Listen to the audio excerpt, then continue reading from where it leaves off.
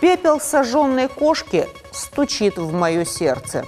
Работает ли новый закон о защите животных от жестокого обращения? Сажают ли в тюрьму за убийство меньших братьев?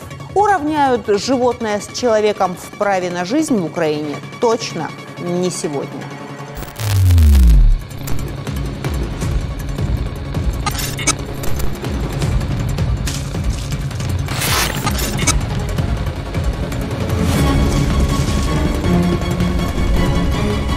Не сегодня.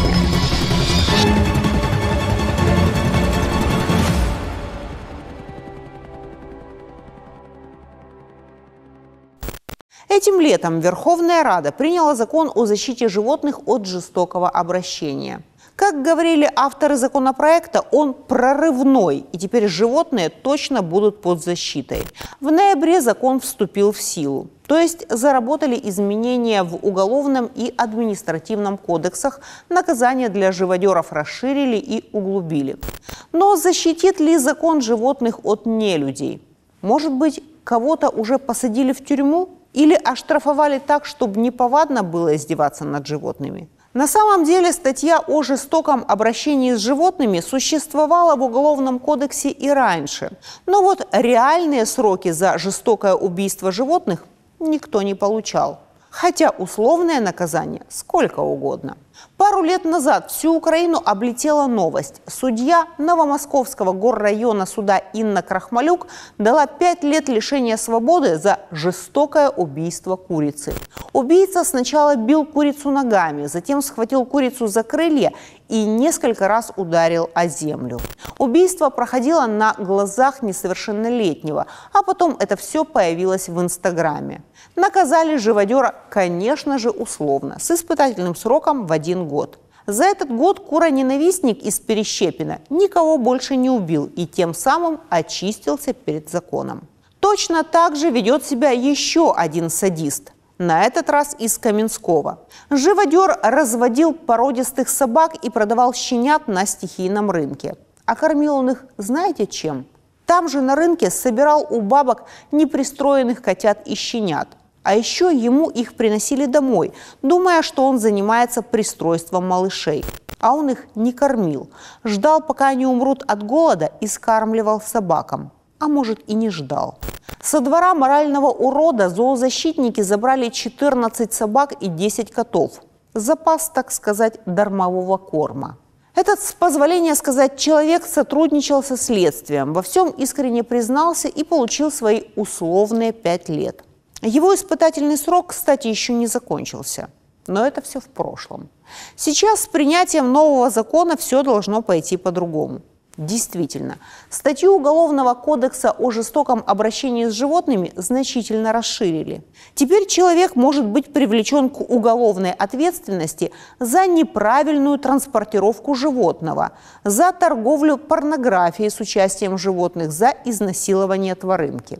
За жестокое обращение с животными можно получить, как и раньше, до 8 лет лишения свободы.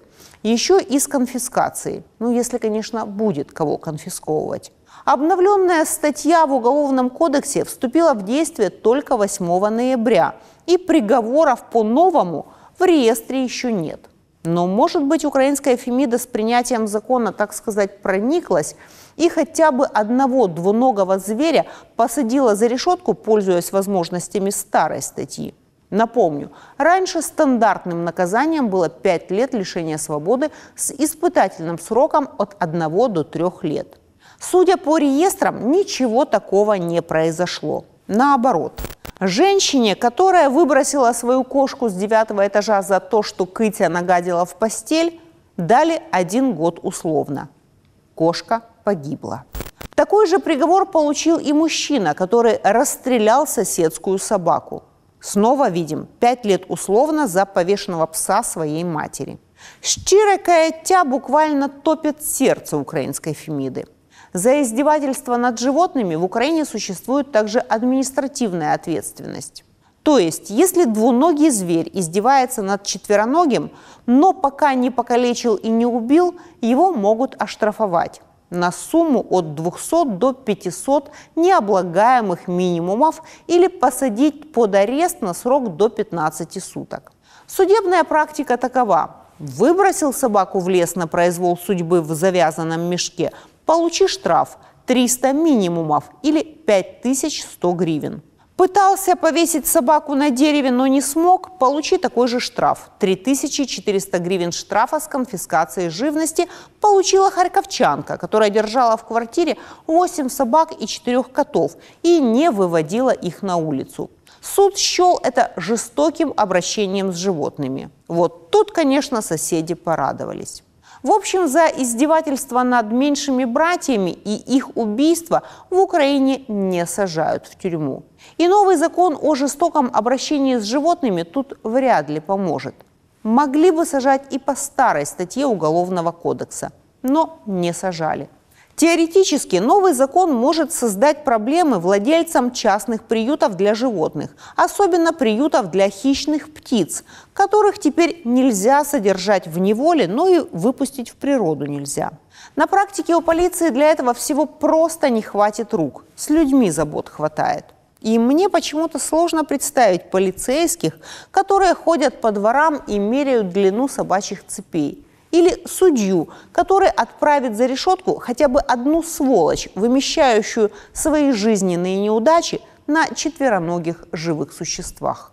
А еще мне не дает покоя фотография, которую опубликовали в местном паблике. На асфальте угольное пятно с лапками и хвостом. И еще недавно это была живая кошка. Каких законов нам еще не хватает?